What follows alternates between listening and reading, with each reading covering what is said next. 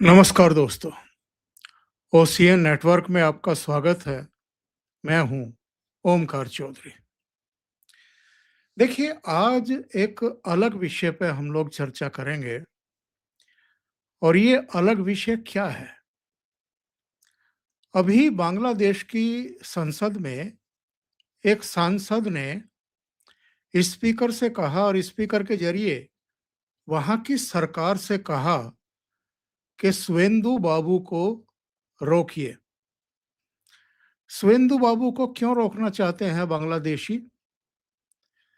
क्योंकि शुवेंदु सरकार जब से बनी है और ममता बनर्जी जब से विदा हुई है, तब से पश्चिम बंगाल में कई मोर्चों पर बहुत बड़ी और कड़ी कार्रवाई शुरू हुई है। बहुत बड़े पैमाने पर अतिक्रमण हटाया जा रहा है, अवैध कब्जे हटाए जा रहे हैं, इनकी अवैध बस्तियां खत्म की जा रही हैं, इनको बांग्लादेश वापस लौटने के लिए मजबूर किया जा रहा है।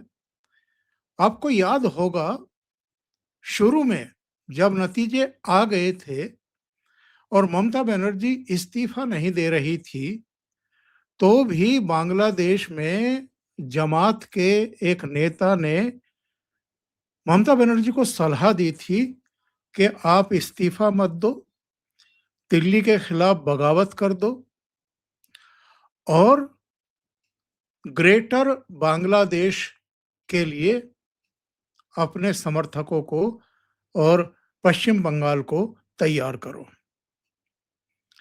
आज एक वीडियो मेरे सामने आया। वैसे तो पूर्वोत्तर के कुछ क्षेत्रों को मिलाकर के एक ईसाई कंट्री बनाने का एक ख्वाब जो है वो पश्चिम का भी है। इसमें चर्च की ताकतें भी हैं, इसमें कुछ दूसरी मिशनरियां भी हैं। वो सब सपने अब ऐसा लगता है कि धरे के धरे रह गए हैं। पश्चिम बंगाल में जब से भारतीय जनता पार्टी की सरकार बनी है और ममता बनर्जी विदा हुई है, तब से इनका वो गजवाए हिंद का जो सपना था, या 2047 तक इस्लामिक स्टेट के रूप में भारत को तब्दील करने का जो एक इन्होंने ख्वाब देखा था या साजिश रची हुई थी, जब से पीएफआई पर पाबंदी लगी है और जब जब से ये आतंकवाद, नक्सलवाद और अलगाववादियों पर, घुसपैठियों पर शिकंजा कसा गया है, तब से ये सारी ताकतें पूरी तरीके से बौखलाई हुई हैं। मेरे साथ जुड़ रहे हैं कोलकाता से पंकज विश्वास। तो पंकज जी को जोड़ते हैं और फिर चर्चा को आगे बढ़ाएंगे। पंकज जी, बहुत स्वागत है, बहुत अभिनंदन है। नमस्कार। बहुत बहुत धन्यवाद सर। नमस्कार।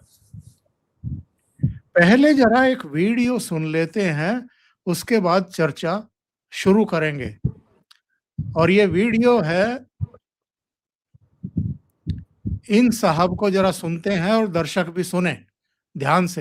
है क्योंकि आरएसएस की स्थापना ही 1925 में जो की हाँ जी असुरक्षित है, क्योंकि आरएसएस की स्थापना ही 1925 में जो हुई, उसका उद्देश्य ये था कि भारत को हिंदू राष्ट्र बनाएंगे। 22 सालों तक मुसलमानों को जैसे आज करा जा रहा है वैसे ही तंग करा जाता रहा।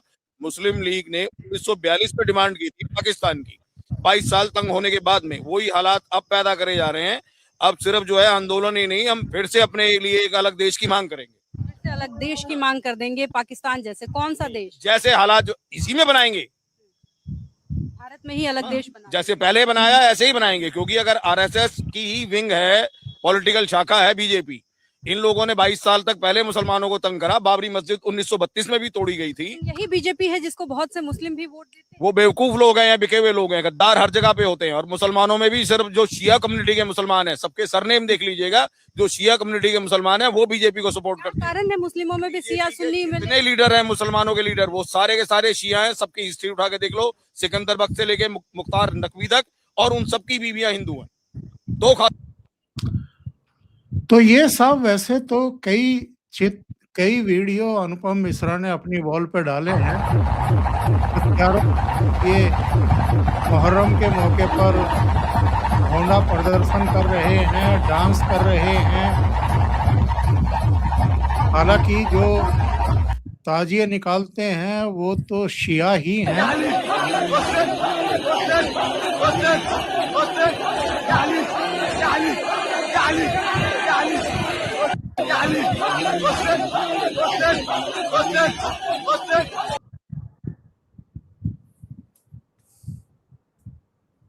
तो पंकज जी, मैं आपके पास आता हूँ। ये जो कुछ हमने देखा है, जो बयान देखा है अभी, इससे आपको क्या लगता है? अभी इनके दिमागों से गजवाए हिंद निकला नहीं है। ये कमजोर जरूर होते जा रहे हैं, अलग थलग जरूर होते जा रहे हैं। लोकसभा चुनाव में बीजेपी हल्की सी कमजोर हुई थी, लेकिन उसके बाद तो बीजेपी बहुत मजबूत होकर के उभरी है। हरियाणा जीत लिया, महाराष्ट्र जीत लिया, दिल्ली जीत लिया, बिहार जीत लिया, पश्चिम बंगाल में इनकी सरकार बन गई है। तो बहुत हद तक इनको धक्का लगा है, लेकिन मंसूबे अभी वैसे के वैसे बने हुए हैं। सर, मंसूबा तो कभी नहीं बदलेगा इन लोगों का, क्योंकि इनके डॉक्ट्रिन में ही ये है कि दारुल हर्ब को दारुल इस्लाम बनाना है। तो ये अलग देश की मांग, उन्होंने जो बात कही, हम फिर अलग देश की मांग करेंगे, तो वो अलग देश अगर बन गया, वैसे तो कभी नहीं बनेगा, लेकिन अगर बन गया तो फिर बचे हुए राष्ट्र में फिर अलग मुसलमान राष्ट्र की वो कल्पना करेंगे या उसकी कामना करेंगे या उसके लिए लड़ेंगे। तो इनका ये डॉक्ट्रिन में ही है कि पूरे दुनिया में एक दिन उनका जो परचम लहराना है, उनका कलमा वाला परचम लहराना है, ये उनका ख्वाब है, सपना है। बचपन से यही पढ़ते हैं, मदरसों में तो उनको यही पढ़ाया जाता है, यही ख्वाब दिखाया जाता है, 72 हुरों का सपना है। तो उनका ख्वाब तो नहीं बदलेगा, लेकिन ये है कि उनको चोट पहुंची है, बहुत बहुत जबरदस्त चोट पहुंची है। पश्चिम बंगाल में बीजेपी जीतेगी, ये तो किसी ने सपने में भी नहीं सोचा था। हम लोगों को भी आज से 1-1.5 साल पहले ये बहुत मुश्किल लगता था, नामुमकिन मैं नहीं कहूंगा, लेकिन बहुत मुश्किल लगता था। जो जो चीज बीजेपी ने किया, वो तो हम लोगों को पता था कि ये करने से ही बीजेपी आ सकती है, बीजेपी ने वो किया, लेकिन ये काम बड़ा मुश्किल था ममता जी के रहते। तो जितने भी इस तरीके से रेडिकलाइज्ड लोग हैं, वो तो यही सपना देखेंगे। आज ही देखिए, मुर्शिदाबाद में हुमायूं कबीर ने फिर से एक गंदा भद्दा बयान दिया है कि यहाँ बीजेपी को वो एक अपशब्द कहते हुए उन्होंने कहा है कि यहाँ बीजेपी जो करते हैं उनको मारेंगे, पीटेंगे, फलाना फलाना ये करेंगे। तो जितने भी इस्लामिक पॉलिटिक्स करने वाले लोग हैं, वो इसी तरीके से सोचते हैं। सिर्फ इस्लामिक पॉलिटिक्स करने वाले लोग नहीं, वामपंथी भी इसी तरीके से सोचते हैं। यहाँ कोलकाता में मेयर रह चुके विकास रंजन भट्टाचार्य सीपीएम के बहुत प्रोमिनेंट लीडर हैं, राज्यसभा के सांसद भी रह चुके हैं। उन्होंने ही कहा है कि उनके लिए तो सोहरावर्दी अच्छा आदमी है, चाचा सोहरावर्दी, भतीजा सोहरावर्दी, मतलब हसन सोहरावर्दी और हुसैन सोहरावर्दी दोनों उनके लिए आइडियल है। उनके लिए तो गोपाल मुखर्जी गुंडा था। तो इन लोगों का जो पूरा इकोसिस्टम है एक साथ काम करता है, और सब लोग वामपंथी हो जाए या इस्लामिक पॉलिटिक्स करने वाले लोग, ये दुनिया के जिस कोने में भी रहेंगे इसी तरीके का गंद मचाएंगे। आज देखिए, आपने जो वीडियो दिखाया, ये वैसे तो प्रोसेसर सियाओं को निकालना चाहिए, लेकिन यहाँ मुसलमान, सिया, सुन्नी हर कोई निकालता है। यहाँ तो सारे कन्वर्टेड लोग हैं, इसके वजह से वो सिया और सुन्नी का यहाँ फर्क बहुत कम है। पश्चिम बंगाल में की मैं बात करता हूँ, तो यहाँ वो जब वो प्रोसेसन निकाल रहे हैं, मुहर्रम बताया जाता है कि ये उनके लिए दुख का एक त्योहार है। तो इसके जगह पे वो दुख का नहीं, वो तो बंदूक का, वो नकली बंदूक, तलवार, असली तलवार, सारा हथियार लेके, ये हथियार का जो प्रदर्शन है, ये वो अपना हौसला दिखाते हैं कि देखो हमसे डरो, हम कुछ भी कर सकते हैं, हमारे लिए कानून कोई मायने नहीं रखता है, हम कानून से भी ऊपर है। वो तो हमेशा इसी माइंडसेट से बात करते हैं। आपने ये भी देखा होगा कि नाजिया इलाही खान के नाम पे पश्चिम बंगाल में फतवा निकल चुका है। थाने में जाके महिलाएं कह रही हैं कि नाजिया इलाही खान को मार देंगे, ये करेंगे, वो करेंगे। तो थाने में जाकर किसी को मारने की धमकी, किसी को कहीं भी भारतीय कानून के अनुसार किसी को कहीं भी मारने की धमकी देना, ये भी ऑफेंस है, लेकिन वो कर रहे हैं। उनका माइंडसेट ही ऐसा है, वो कभी नहीं बदलेंगे। बदलने की जरूरत है, लेकिन वो इतनी जल्दी तो वो बदलेंगे नहीं। और जिस तरह की साफ सफाई इस समय पश्चिम बंगाल समेत कई स्टेट्स में चल रही है। असम में तो हिमंता बिस्वा शर्मा जब से मुख्यमंत्री बने हैं, तब से जी लगातार चल रही है। बहुत सारे वहाँ मदरसों पर बुलडोजर चले हैं। मदरसों से निकाल करके बच्चों को पब्लिक स्कूलों में डाला गया है। अंग्रेजी पढ़ाई जाती है जहाँ पर, वहाँ पर उनको डाला गया है। और जो तेवर इस समय शुभेंदु अधिकारी के हैं, जिस तरह के वो कानून भी लेकर के आ रहे हैं, मुझे तो नहीं लगता कि इस तरह के कट्टरपंथियों के सामने या अलगाववाद की मानसिकता रखने वालों के सामने या उनको संरक्षण देने वाली पार्टियों के नेताओं के दबाव में शुभेंदु अधिकारी आएँगे या बीजेपी का नेतृत्व अब आने वाला है? नहीं, कभी जरूरत भी नहीं इसकी नहीं पड़ेगी, क्योंकि एकदम शुरुआती दिनों में ही जिस तरीके से अपोजिशन को इस तरीके से तोड़ा गया है, इस अपोजिशन को एकजुट होने में ही 10 साल लग जाएगा। और ये 10 साल का समय एक बहुत बड़ा समय होता है किसी सरकार के लिए, उनका जो अपना गोल है उसको सेट करने के लिए और उस गोल को अचीव करने के लिए। तो अभी जो स्थिति है, शुभेंदु अधिकारी जी आते ही बातें कम काम ज्यादा, इस पॉलिसी में वो विश्वास रख रहे हैं, उसी तरीके से काम कर रहे हैं। यहाँ हर जगह जितना इलीगल ऑक्यूपेशन था वो खत्म किया जा रहा है। वो रेलवे हो सकता है, झुग्गी बस्ती हो सकता है, या सड़कों के किनारे जो इलीगल दुकान बना के लोग रह रहे हैं, या किसी भी पॉलिटिकल पार्टी के पार्टी ऑफिस या सबको वो खत्म किया जा रहा है। अलगाववाद को भी खत्म किया जा रहा है। जितना भी समाज में समानता लाने के लिए कानून लाने की जरूरत है, यूसीसी, उस पर भी काम चल रहा है। यूसीपीसीसी बहुत जल्दी यहाँ पर पश्चिम बंगाल विधानसभा में टेबल हो जाएगा। तो जितना भी काम बन सकता था वो कर रहे हैं। आपको लगता है कि इस कार्यकाल में शुभेंदु जो एक स्वच्छता अभियान चल रहा है इस समय पश्चिम बंगाल में, उसमें कामयाब हो जाएंगे?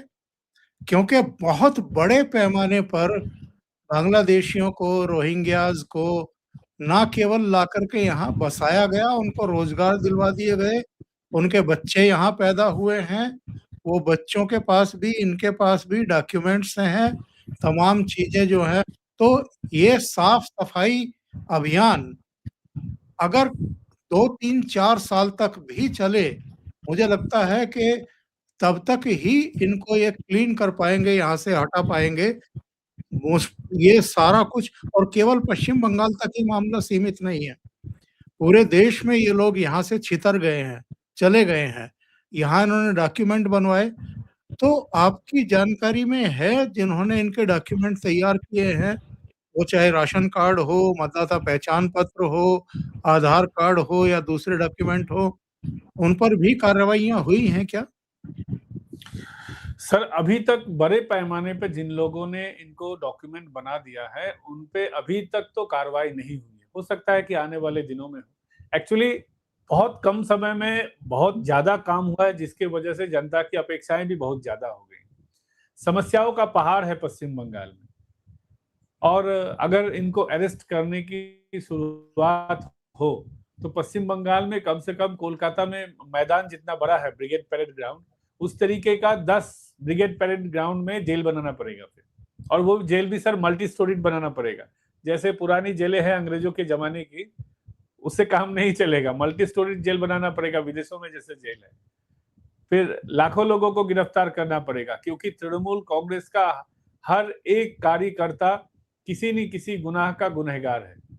और तृणमूल के 90% लोगों ने ये जो फर्जीवाड़ा होता है आधार बनाने का, पासपोर्ट बनाने का, वैसे तो पासपोर्ट में पुलिस का एक विंग बहुत ज्यादा उसमें यहाँ पे उसके साथ मिला हुआ था।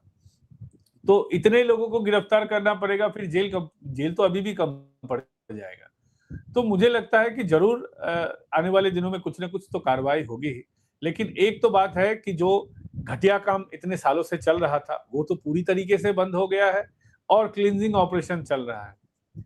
सरकारी आंकड़े के हिसाब से 10,000 और 1,000 प्लस है होल्डिंग एरियाज में, वो हैं अभी। और अगर बेसरकारी आंकड़े जिसमें बीएसएफ इंडल्ज नहीं हुआ, बीएसएफ सिर्फ जाने दिया, किसी को चेक नहीं किया, ये तो पुशबैक वाला जो जिसमें डॉक्यूमेंटेड है दोनों सरकारों के बीच, भारत सरकार और बांग्लादेश सरकार के बीच, वो वाला मामला था। तो ये तो हुआ है। और सबसे बड़ी बात है कि बांग्लादेशियों में अब एक खौफ बैठ गया है कि भारत में नहीं आना है, क्योंकि ये जो घुसपैठ था वो कभी रुकने वाला चीज तो था नहीं कि 10 लोग आ गए फिर रुक गए, वो कंटिन्यूअसली आ रहे थे। अब वो आने की प्रक्रिया 99% बंद हो गई है, क्योंकि उनमें खौफ है कि यहाँ आएंगे तो अब उनका इकोसिस्टम काम नहीं करेगा। उनको रोजगार, बेसिकली 90% लोग रोजगार की तलाश में आते थे, फिर यहाँ बसने के बाद अपना एजेंडा चलाने लगते थे, लेकिन प्राइमरी उनका उद्देश्य या गोल यहाँ जॉब क्रिएशन, मतलब जॉब लेना या किसी नौकरी में यहाँ पर भारत की अर्थव्यवस्था से पैसा उठाना ही उनका प्राइमरी उनका गोल था। तो वो बंद हुआ है। तो ये एक बहुत बड़ा काम हुआ है कि घुसपैठ इतने बड़े पैमाने पे बंद हुआ है, और जो घुसपैठ हुआ है वो लोग वापस जा रहे हैं, अभी भी वापस जा रहे हैं। तो ये तो एक अच्छा काम हुआ है। बीच में एक चीज हुआ है कि बांग्लादेश के साथ फिर ये चर्चा में है कि वीजा देंगे, तो वीजा देंगे तो वीजा में भी ये हो सकता है कि वो लोग फिर आ जाए। मैं मानता हूं कि बांग्लादेश में किसी भी हिंदू छोड़ के जिनका यहाँ पे कनेक्शन है, उनको हिंदुओं का, क्योंकि हिंदू 71 में इधर आए, 47 में आए, दोनों साइड में उनका परिवार है, और हिंदू को यहाँ नागरिकता भी देने का प्रावधान है। तो हिंदू छोड़ के किसी को आने ही वीजा ही नहीं मिलना चाहिए वहां। अगर वहां के मुस्लिम को अगर वीजा देकर भी लाएंगे तो 10 लोग अगर आएंगे तो उसमें भी आशंका है कि उसमें 10 लोग में से 2 लोग यहाँ पे फिर चोरी छुपे किसी मुस्लिम एरियाज में बस जाएंगे, क्योंकि पूरा सिस्टम एक दिन में धराशायी नहीं होगा। पुलिस वाले तो वही हैं जो जब लोग पासपोर्ट का अप्लाई करते थे तो पासपोर्ट में तो आईबी डिपार्टमेंट उसका वेरिफिकेशन करता है, पुलिस का ही एक विंग वेरिफिकेशन करता है। तो बिना पुलिस के इन्वॉल्वमेंट के तो पासपोर्ट बन नहीं सकता है। तो बनता था कहीं ना कहीं किसी पुलिस वाले की तो गलती थी। तो पूरा सिस्टम तो एक दिन में नहीं बदलेगा, और अभी भी पुलिस का जो रवैया है वो पूरी तरीके से नहीं सुधरा है, ये सच्चाई है। हाँ, बहुत काम हुआ है, लेकिन अभी भी बहुत सारा काम बाकी है। तो मैं मानता हूं कि बांग्लादेश के साथ अभी भी किसी तरीके का ये वीजा का रिलेशन ही नहीं रखना चाहिए। अगर देना भी है तो सिर्फ हिंदुओं को दीजिए जिनका यहाँ कनेक्शन है, फैमिली है या कुछ है, या किसी काम से आ रहे हैं, या मेडिकल वीसा से आ रहे हैं। तो मैं मानता हूं कि काम तो हुआ है, और आने वाले दिनों में, क्योंकि समस्याओं का इतना पार था, तो एक दिन में तो खत्म नहीं होगा। ये क्लींजिंग ऑपरेशन तो चल रहा है और आने वाले दिनों में भी चलेगा। हाँ, पुलिस को और ज्यादा प्रोएक्टिव होना पड़ेगा, क्योंकि सर चुनाव के जस्ट बाद हम देख रहे थे कि बहुत जगह पे मुसलमान, जो बांग्लादेशी मुसलमान है, उनको धरा जा रहा था, लेकिन अभी फिर शांत हो गया है। अब वो फिर पकड़ने का प्रक्रिया जो है अभी फिर थोड़ा सा शांत हो गया है, क्योंकि इसमें पॉलिटिकल विल की भी बात होती है। फिर इसको फिर पुश करना पड़ेगा। मुझे लगता है कि जरूर इसको फिर पुश करेंगे, क्योंकि अभी तो विधानसभा का सत्र चल रहा है, तो विधानसभा में बहुत सारा नए कानून लाना है, फिर पुराने किसी कानून को संशोधन करना है, जिसमें आपसे मेरी चर्चा हुई थी कि एक कानून लाया जाएगा जिसमें जो लोग दंगाई होंगे उनका वो संपत्ति जब्त करने का, फिर संपत्ति पे बुलडोज करने का भी कानूनी प्रावधान होगा, जो अभी तक नहीं है। पुराना जो कानून है 1970s का, उसमें उतना सारा प्रावधान नहीं, सिर्फ गिरफ्तारी करने का है। एक बहुत कठोर कानून लाया जाएगा कि दंगाई जो मास्टरमाइंड होंगे, बिना ट्रायल के उनको बहुत दिनों तक उनको कस्टडी में रखा जा सकता है। तो ये सारे कानून अभी लाना बाकी है। तो धीरे धीरे ये विधानसभा का सत्र जब बंद होगा तो मुझे लगता है कि फिर पुराना जो काम है वो उसमें गति मिलेगी। पंकज जी, बंगाल की अपनी एक बहुत समृद्धशाली, बहुत गौरवशाली एक संस्कृति रही है, परंपराएं रही हैं। ऐसी हस्तियां वहां जन्मी है, जन्म लिया है, जो कई देशों में जिनको बहुत सम्मान के साथ, श्रद्धा के साथ याद किया जाता है। उन्होंने देश को भी और विदेशों को भी एक रोशनी दी है, एक रास्ता दिखाया है। लेकिन हम देख रहे हैं कि आजादी के बाद से ही जैसे इस पूरे क्षेत्र को किसी की नजर लग गई, और चाहे 46-47 का वो कत्लेआम हो या उसके बाद की घटनाएं हों, वहां कभी भी राष्ट्रवादी, कट्टर राष्ट्रवादी सोच के लोग नहीं रहे सत्ता में, और तुष्टीकरण की राजनीति की वजह से भट्टा बैठता चला गया। वो पटरी से उतरता चला गया। अब इतने दशकों बाद, इतने वर्षों बाद, बल्कि सैकड़ों साल बाद एक सनातनी विचारधारा की, राष्ट्रवादी विचारधारा की सरकार बनी है। और ये संभव इसलिए हो पाया क्योंकि पश्चिम बंगाल की जनता ने तय कर लिया था इस बार कि हमें ममता बनर्जी को उखाड़ फेंकना है। उन राक्षसों को हमेशा के लिए दफा करना है जिन्होंने पिछले 15 सालों में उनकी जिंदगी को नरक करके रखा हुआ था। एक काम तो जनता ने कर दिया है।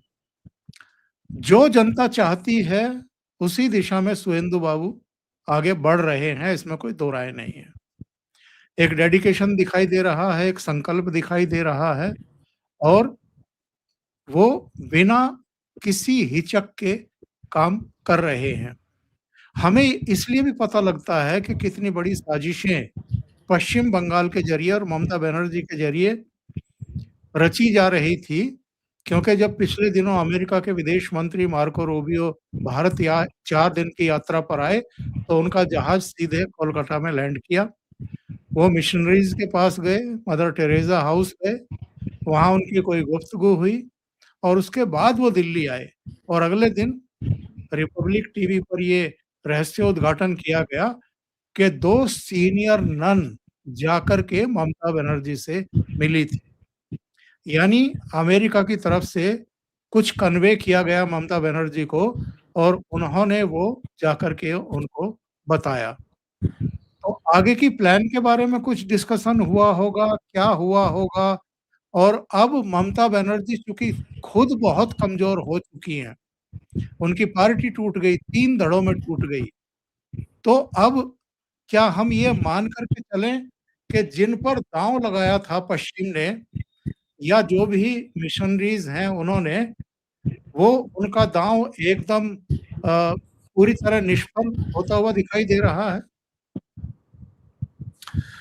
सर ये तो सच है कि दांव उन्होंने लगाया है और दांव बहुत पुराना ममता बनर्जी पर उन्होंने जो दांव लगाया था वो बहुत पुराना दांव था। 2008-9 के बाद ही ममता बनर्जी का अमेरिका के साथ वो अमेरिका का जो डीप स्टेट है उसके साथ वो संपर्क में आई।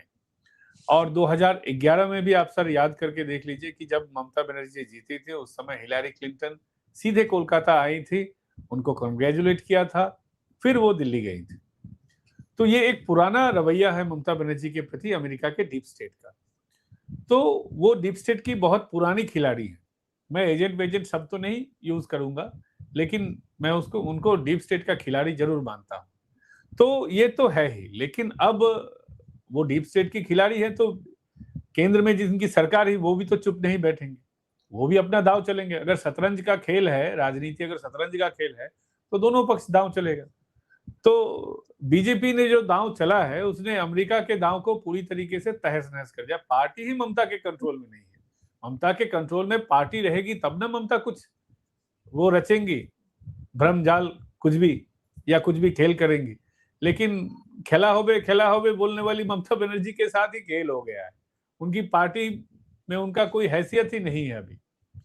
अब तो वो पार्टी की मुखिया भी नहीं रही, पार्टी की मार्गदर्शक मंडली है। इसके बाद अभिषेक बनर्जी को एक्सपेल किया गया, उनको भी हो सकता है कि कभी एक्सपेल कर दिया जाए पार्टी से।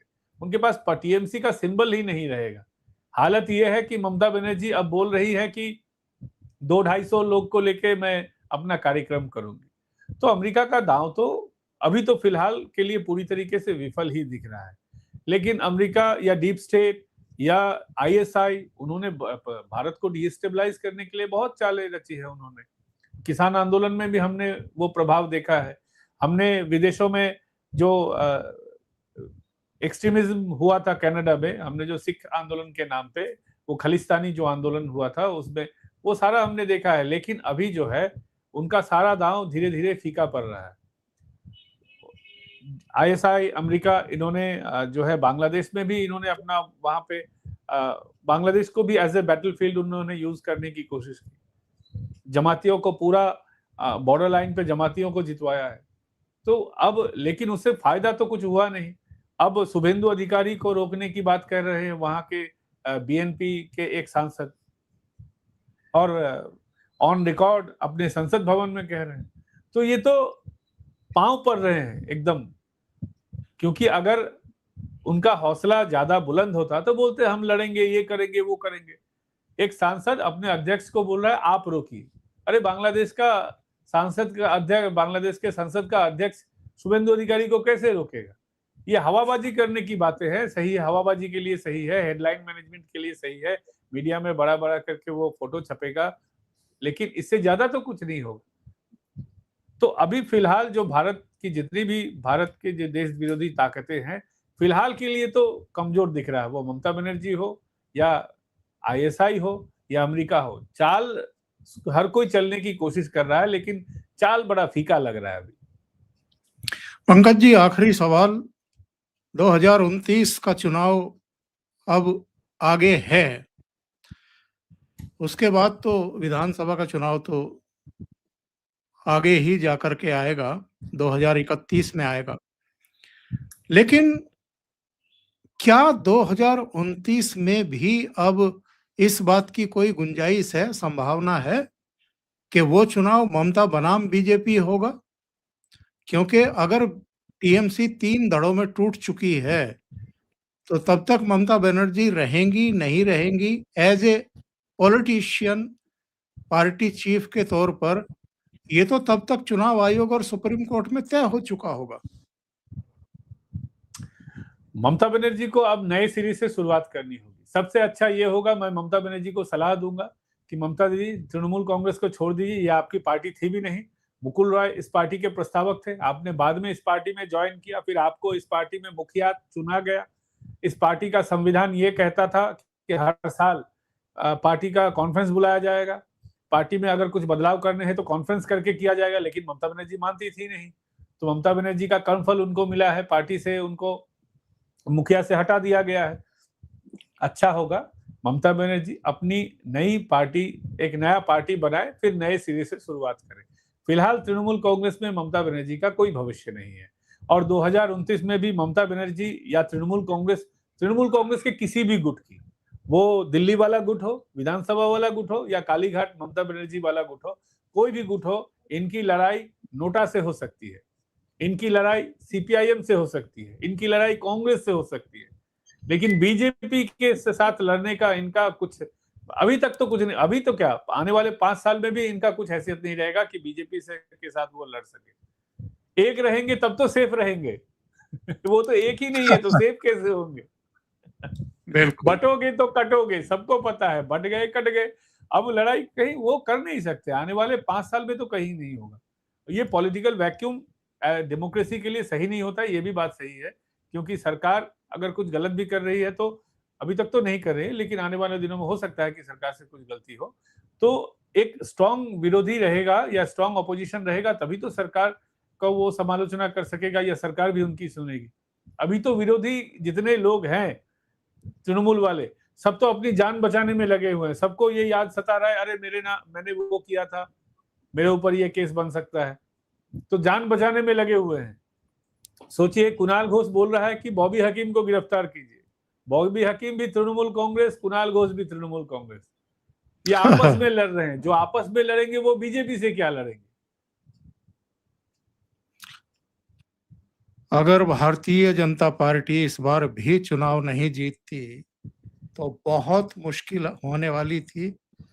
पश्चिम बंगाल को लेकर के देश को भी खतरा था, देश की एकता, अखंडता, संप्रभुता को खतरा था, क्योंकि जिस तरीके से यहाँ पे शासन चला रहे थे, जिस तरीके से बड़ी आबादी का इन्होंने दमन किया हुआ था, और जिस तरह के अत्याचार वहां पर हो रहे थे, एक ना एक दिन जिस तरीके से ये बांग्लादेशी रोहिंग्याज को लाकर के वहां बैठा रहे थे, संरक्षण दे रहे थे, रोजगार दे रहे थे, उनको आगे बढ़ा रहे थे, तो जो डेमोग्राफी चेंज करने का एक बहुत बड़ा इनका मंसूबा और साजिश थी, उसको विफल किया है इन चुनाव परिणामों ने और ममता बनर्जी के आउट होने और शुभेंदु अधिकारी के नेतृत्व में भारतीय जनता पार्टी की सरकार बनने से। पंकज जी, बहुत बहुत धन्यवाद आपका जुड़ने के लिए और एक बहुत महत्वपूर्ण मुद्दे पर चर्चा करने के लिए। Thank you so much. और दर्शकों से निवेदन है, आपको ये चर्चा अगर अच्छी लगी हो तो आप लाइक का बटन दबा दें, वीडियो को शेयर करें, चैनल अभी तक सब्सक्राइब ना किया हो तो चैनल को सब्सक्राइब कर लें। विश्वास जी का चैनल का नाम है पॉलिटिकल डेली इन, तो उनको भी सहयोग करें, उसे भी सब्सक्राइब करें। और अपना व्हाट्सएप चैनल भी आ गया है, उसका लिंक इस वीडियो के नीचे है। आप अगर मेरे फेसबुक के, इंस्टाग्राम के, ट्विटर के दोनों चैनलों के वीडियो के लिंक एक स्थान पर देखना चाहते हैं तो व्हाट्सएप चैनल को फॉलो करें। बहुत-बहुत धन्यवाद। नमस्कार। बहुत बहुत धन्यवाद सर। नमस्कार। नमस्कार।